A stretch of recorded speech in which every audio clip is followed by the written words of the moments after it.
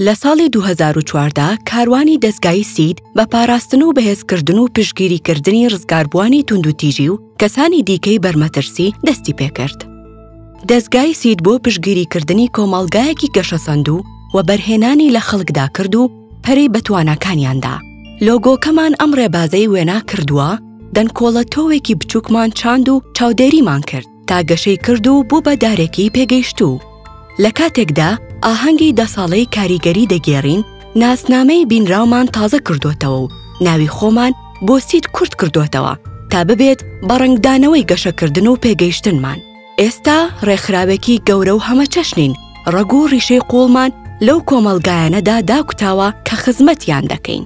ئێمە بە گەشەپێدانی درێژخایەنی بەردەوام بە دیدگایەک پابەندین بۆ کۆمەڵگایەکی ئاوەدان کە دەرفەتی یەکسان و پاراستنی مافەکان بۆ هەمووان دەستەبەر بکات.